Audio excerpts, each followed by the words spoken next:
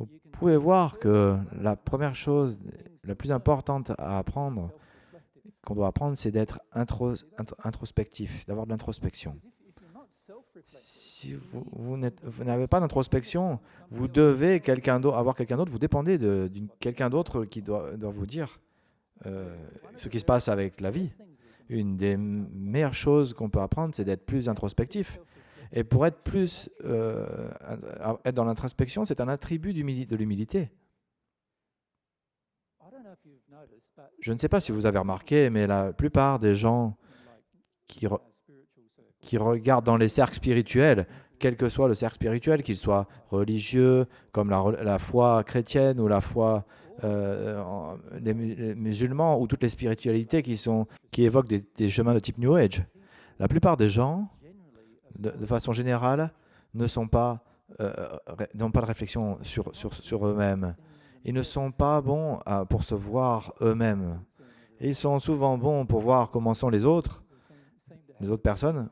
Il semble qu'on a un bon sentiment à propos de ce que les autres font de pas bien, mais quand ça arrive à nous-mêmes, on est assez limité. Maintenant, c'est souvent parce que souvent nous avons développé cet état d'arrogance au lieu d'être humble, de l'humilité. Et ce qui se passe, c'est que nous sommes arrivés à croire que notre propre perception de nous-mêmes est correcte. On croit notre propre page Facebook.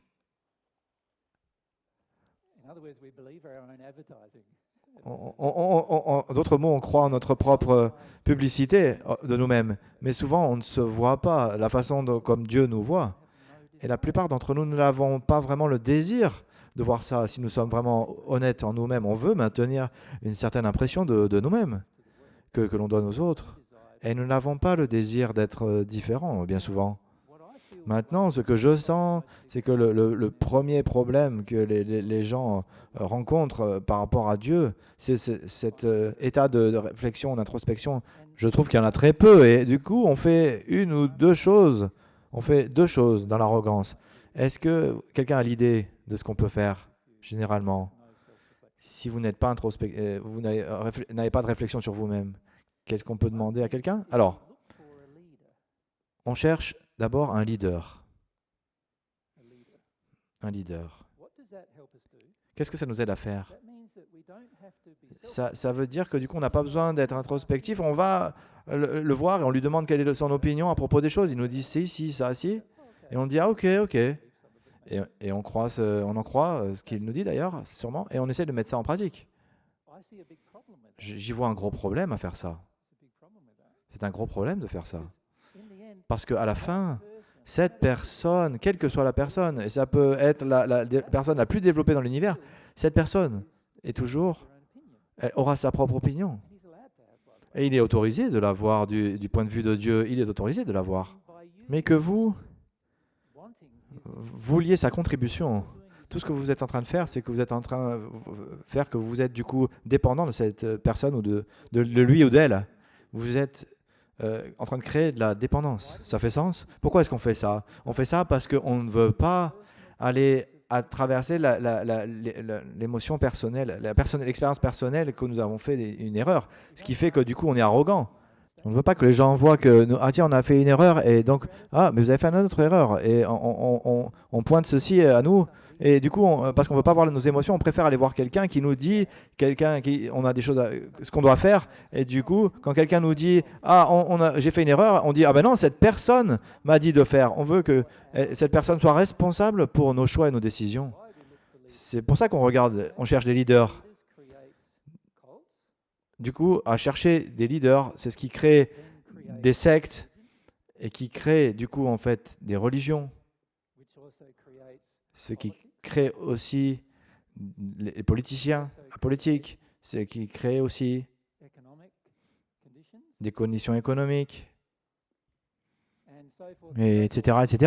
Et on peut continuer comme ça et à faire toute la liste de toutes les choses négatives que ce que l'on ressent dans le monde que nous avons autour de nous. Et ça vient uniquement parce qu'on ne veut pas regarder nos propres erreurs et on veut que quelqu'un d'autre nous sauve du potentiel de faire des erreurs. C'est pour ça qu'on cherche cherche un leader, un chef. C'est l'autre tendance à laquelle qu'on a tendance à faire, c'est que tout est OK. On se regarde dans le miroir, ah, c'est magnifique, je suis magnifique, tout va bien, tout est OK. Et la raison pour laquelle on fait ça, c'est parce que ça nous aide à éviter le sentiment que nous avons en nous. Maintenant, qu'est-ce qui se passe quand on pense que tout est OK? Qu'est-ce qui se passe du coup en fait? On commence à se dire que tout est OK avec le reste du monde, le monde. Ou on commence à dire que tous nos problèmes sont le monde. C'est un monde qui n'est pas OK. Et du coup, on crée des croyances spirituelles qui nous disent l'une ou l'autre de ces choses, et par le fait que nous ne sommes pas OK. Et à nouveau, on peut tracer encore d'autres créations de ce que ça crée dans notre monde économique, dans la religion, etc. etc. Et c'est tout ça parce qu'on veut éviter l'introspection et la réflexion personnelle. Vous voulez éviter ce qui se passe en nous. On veut éviter ce qui se passe en nous. On veut éviter de voir comment nous sommes au lieu de nous voir comme nous sommes réellement. C'est beaucoup mieux de ne pas chercher comme pour un leader. C'est mieux que vous arrêtiez de me poser la question de qu'est-ce qui ne va pas avec vous. Est-ce que ça fait sens? Qu'est-ce qui est mieux? C'est de devenir plus humble et d'avoir plus de réflexion sur vous-même. C'est ce que j'avais à faire dans ma vie. Je ne me suis pas dépendant de quelqu'un d'autre dans ma vie. Et en fait, il y a plein de gens qui viennent me voir et qui me disent « Mais qu'est-ce qui ne va pas avec toi ?» Et je sais qu'ils ont tort. Et d'autres gens viennent me dire et ils disent « Qu'est-ce qui va bien avec toi ?» et en fait, ce qui se passe, ça ne va pas. C'est ce qui ne va pas en moi. Donc, du coup, on doit être réfléchir sur nous-mêmes et introspectif et de voir plus comment Dieu nous voit. C'est ce qu'on doit faire. Du coup, je dois faire, dans d'autres mots, je dois voir comment Dieu se ressent à propos de moi et me voit et ce que Dieu voit en moi. Et il y a plein de gens qui pensent que Dieu ne voit que les belles choses en vous. Si vous y pensez, vous pensez que Dieu est un peu idiot quand on y pense, parce que Dieu voit tout. Hein. Il ne voit pas que les choses bonnes en vous. Il voit. Dieu nous voit exactement comme nous sommes. Notre moi originel, notre moi blessé et notre moi de façade. Tout. Et Dieu, les lois de Dieu, sont toutes en train d'essayer d'exposer à chaque moment, à chaque instant, ce que nous sommes. Donc, quand vous avez entendu parler de la loi d'attraction, hein, n'est-ce pas? Je ne parle pas d'un concept New Age de cette loi. Je parle de cette loi que Dieu a créée et qu'elle nous démontre à nous à chaque moment de notre existence. Même quand vous êtes en train de dormir, vous êtes dans le monde spirituel, vous avez des expériences spirituelles, vous êtes dans l'état de sommeil. Et donc, même à ce moment-là, la loi est en train en opération, est active et est en train d'essayer de vous montrer ce que vous êtes à ce moment-là. Et ce que vous êtes, ce n'est pas que votre moi réel, mais aussi votre moi de blessé, votre façade. Et les lois de Dieu essayent de vous montrer ce que vous êtes. Il y a une autre loi qu'on appelle aussi la loi de cause à effet. Et c'est en train de vous montrer ce que vous avez créé. Essayez de vous montrer ce que vous avez créé. C'est en train de vous montrer la relation entre ce que vous avez créé et pourquoi vous l'avez créé. Maintenant, il y a une autre loi qu'on appelle aussi la loi de compensation.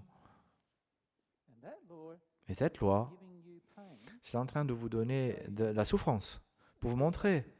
C'est un système de feedback, de retour d'expérience, pour vous montrer que vous étiez en dehors de l'harmonie avec l'amour. C'est ça pour ça que c'est là. À chaque fois que vous ressentez de la souffrance émotionnelle, physique ou spirituelle, la souffrance est une indication qu'il y a de la compensation qui est en train de se mettre en route parce que d'un choix précédent que vous avez pris. Et Dieu veut savoir pour savoir comprendre ce que c'était. Et donc toutes les lois ont été créées ont été créées pour montrer que Dieu a créé pour que vous puissiez personnellement, sans l'assistance de n'importe qui, que vous pouvez voir tout à propos de vous. Et tout ce que j'essaye de transmettre avec vous, j'essaye de vous transmettre de comment le faire. Est-ce que ça fait sens? Je ne veux pas que vous fassiez ce que je vous dis de faire. Je veux que vous connaissiez comment vous pouvez engager le procédé avec Dieu, que vous puissiez tout résoudre par vous-même. Et vous êtes du coup de vous-même. Vous êtes responsable vous-même. Vous êtes devenus des individus complètement responsables de vous-même. Des individus complètement responsables de vous-même. C'est comment Dieu l'appelle. C'est très important pour répondre à la question de la façon basique. Ce qui doit se passer, c'est qu'au lieu de demander, et vous avez le droit de demander d'ailleurs ce que vous voulez dans ces séminaires, à propos de vous-même aussi, mais au lieu de me demander quel est mon premier problème émotionnel, je vous pose la question, qu'est-ce que vous pensez? Quel est votre problème émotionnel?